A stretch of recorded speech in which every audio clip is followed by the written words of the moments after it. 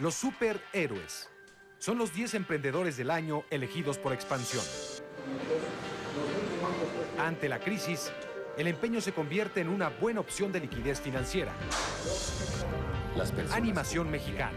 Es el legado del empresario Alfredo Harp Calderoni en la pantalla grande.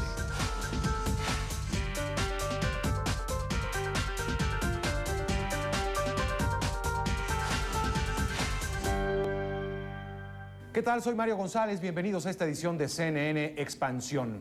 México es un mundo aparte en el entorno empresarial de América Latina. Hay una cantidad impresionante de emprendedores que buscan hacer la diferencia en cada uno de sus negocios. Una vez más, la revista Expansión revela quiénes son los 10 emprendedores del año. Para hablar de esta selección me acompaña Bárbara Anderson, editora general de la revista Expansión, y Fernando Fabre, miembro del jurado calificador. Bienvenidos, gracias por estar aquí con nosotros, Fernando, Bárbara. Quiero empezar preguntándote, Bárbara, ¿qué es un emprendedor? ¿Cómo definirías tú un emprendedor? Bueno, en México realmente ser emprendedor es una situación muy complicada. Son una especie de Quijote de la Mancha. Fernando les llama a los superhéroes. Es gente que tiene una buena idea, que tiene desarrollado algo nuevo, que ha creado algo diferente y que tiene que ir contra todo aquí en este país, porque en este país no hay dinero para emprendedores, entonces es la primera barrera. Se castiga muchísimo el fracaso, que es la segunda barrera. Se castiga que no trabajes en una multinacional, o si eres una persona muy talentosa que no estés en una gran empresa, tercera barrera. La familia generalmente no te apoya, cuarta barrera. No hay apoyos oficiales, no hay apoyos del gobierno para el área de emprendedores, para estas personas que han creado un desarrollo para generar valor, para generar riqueza, para generar empleo. Contra todo eso en contra, estos salmones nadan contra la corriente, y por eso nosotros todos los años elegimos a los 10 casos, porque realmente son casos para mostrar de gente que se anima contra viento y marea a seguir creando sus empresas. Fernando, ¿qué fue lo que más te llamó la atención de todas las entrevistas que tuviste? Creo que fueron bastantes para llegar a las conclusiones. Más de 90. Yo creo que en ninguna de las 90 sesiones de entrevistas que tuvimos, los emprendedores mencionaron una sola vez la palabra crisis. Para ellos, ya sea por lo que dice Bárbara, que nacen en crisis, y entonces pues la vida empresarial de ellos, hasta que quizá vendan la empresa, va a ser constantemente crisis, pero de alguna manera es que están acostumbrados. Las empresas más grandes en esta crisis, que estaban muy apalancadas, están viendo con una situación de problemas, porque les cierran la llave del crédito, suben las tasas de interés.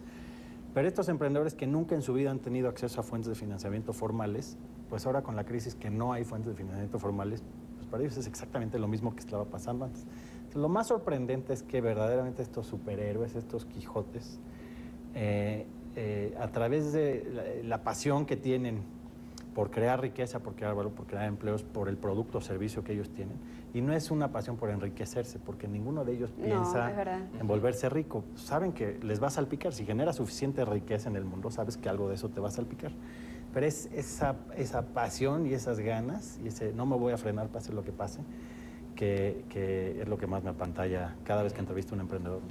¿Qué les parece si vemos algunos de los testimonios de los emprendedores para conocer cómo lo lograron? Todos ellos tienen algo en común.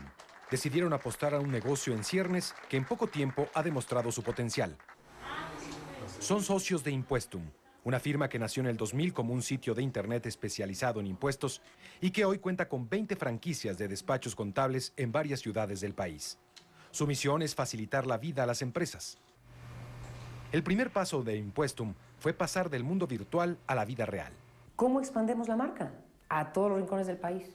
Y pues pensándole, decidimos convertirnos en una empresa franquiciante de despachos de contadores, que es lo que sabemos hacer desde hace mucho antes, desde mucho tiempo antes. Entonces, se empiezan a abrir franquicias en México primero y después en diferentes ciudades. Impuestum factura más de $1 millón al año, pero invierte mucho en actualizarse y en capacitar a sus socios. Oscar Gómez adquirió una franquicia de Impuestum hace 6 años y hoy está seguro de que tomó la decisión correcta. Desde el 2003 somos franquicia de Impuestum y el crecimiento que hemos tenido ha sido el doble de cómo empezamos. Entonces, un negocio pyme, un negocio con ese crecimiento de un 100% en 1 o 2 años, en 3 años, es poco probable, ¿no? en estas condiciones que vivimos, ¿no? Pero que todos convergen en el paciente. Otro ejemplo de emprendedores mexicanos es Health Digital System, cuyo objetivo es curar al sistema de salud.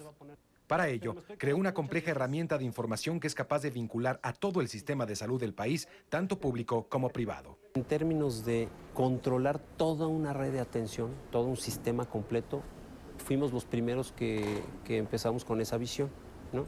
Había gente que tenía sistemas hospitalarios avanzados, grandes marcas de software y de industria tecnológica están ahí. Te puedo poner ejemplos como SAP, como Oracle, como empresas que tienen soluciones como Siemens para automatizar los hospitales, pero no había nadie que se hubiera emboletado en el mercado mexicano. El sistema de HDS ya opera en redes públicas de algunos estados del país y en el Seguro Popular. Es capaz de tener un expediente clínico en línea y de conectarse con farmacias para surtir las recetas de los pacientes o con laboratorios para los exámenes médicos. También atiende las necesidades de los hospitales llevando un detalle de los costos, tiempos y recursos clínicos. La necesidad de contar con un sistema como el que ofrece HDS ha sido demostrada en varias oportunidades, como en la reciente alerta sanitaria por el virus de la influenza H1N1, ya que también cuenta con un modelo epidemiológico. Por ejemplo, en esta pantalla lo que estamos viendo es casos detectados y asignados en la Ciudad de México, para el caso concreto de influenza, con el simple hecho de poder ingresar los datos del paciente y en dónde vive, el propio sistema, a través de un sistema de un proceso de georreferenciación, te identifica el sitio en donde está ese paciente.